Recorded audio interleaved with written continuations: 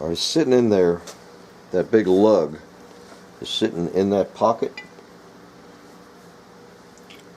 but it's very tight. It's fairly tight, and I want to see which way off center I am, because that'll let me know which way to loosen it up.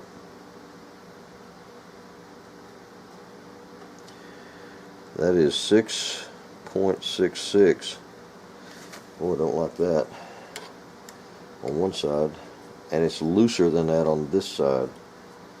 So I think what I'm going to do, yeah, it's 6.8. So it's 20 thousandths off. 10 thousandths going this way will straighten it up. So I need to take off 10 thousandths of this side out of this little pocket. See this wide lug right there? It's a structural part of holding the gun together. This is on a bevel, down angled that way, because as you put this in and draw it down, it forces the wood against the back of the receiver. But it needs to be 10 thousandths. The slot needs to be 10 thousandths that way.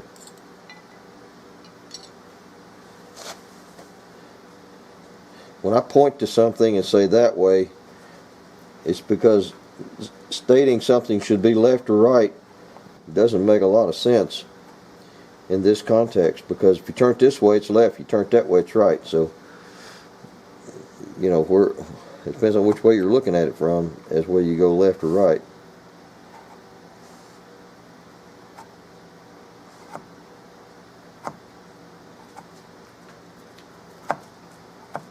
And 10 thousandths is really not much, and you can just about read a newspaper through 10 thousandths of a wood shaving.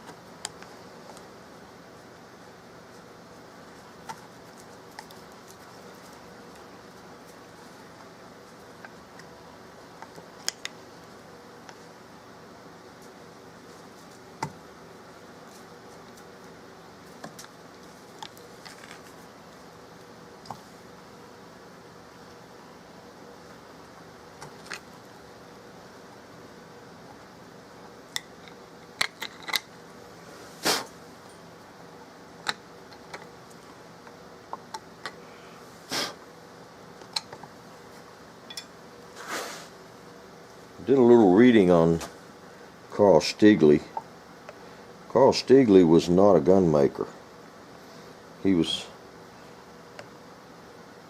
not unlike our modern Charles Daly, who would hire people to make things, mainly guns, for him. He was known as the armorer of the Bavarian court. And for about 30 years, from the mid-1800s, for about 30 years, he did a lot of work for the Bavarian court in their desire to acquire fine weapons.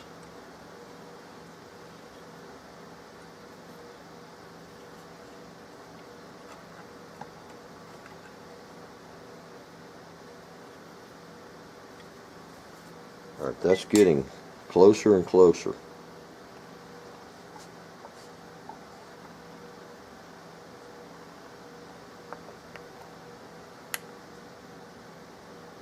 Still needs to go that way, 4 or 5 thousandths, and it looks like it may need to come forward.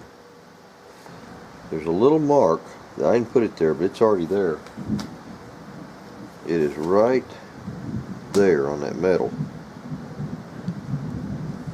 And I think it's the division between wood and the back of this receiver. Actually, it's pretty close to fitting right now. It just drops right in there. That's a lot better than I thought it would do at this point.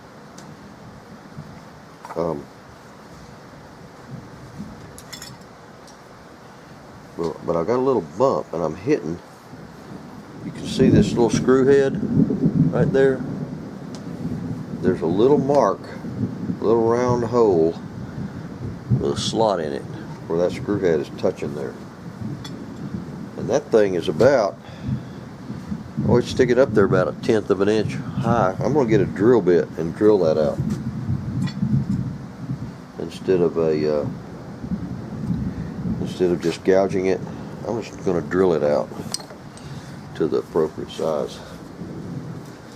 It is 0.165.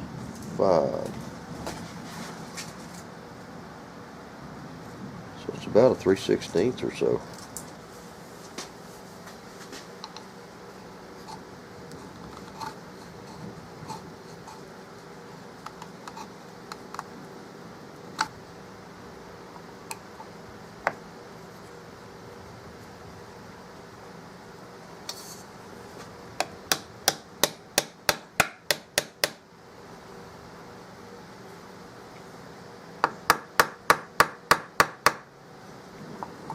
Something that's making this thing tilted that way a little bit. I don't know if it's something down inside there pushing it over.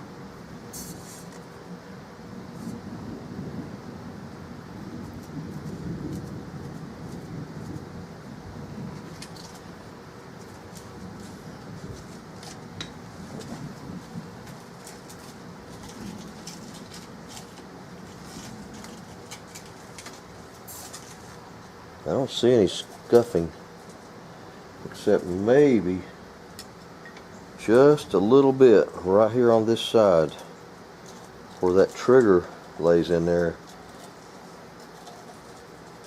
I guess I could put it in and move the trigger and see if the trigger is rubbing.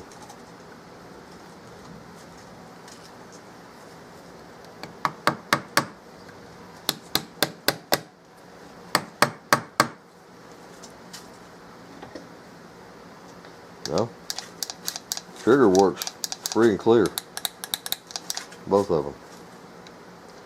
It's not that, it's something else. That thing is definitely canted.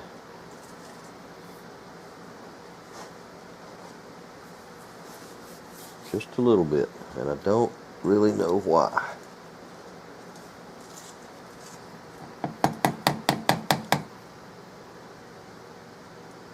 Definitely freed up something. I believe that was it. That was that lug pushing it over that way.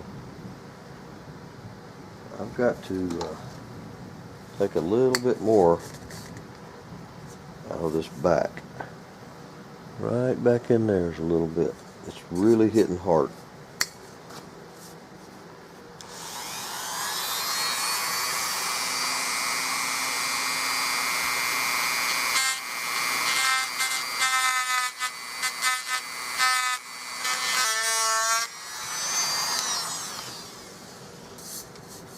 Alright, it's got to go in some more just because this is the wood is too thick. The screws, when they're pulled up to the right location, they'll determine this thickness. But I think my footprint is good. I just may need to go deeper. I'm going to punch a hole for this screw that goes in the bottom. I'm going to at least start it from right here with this screw location marked by that hole.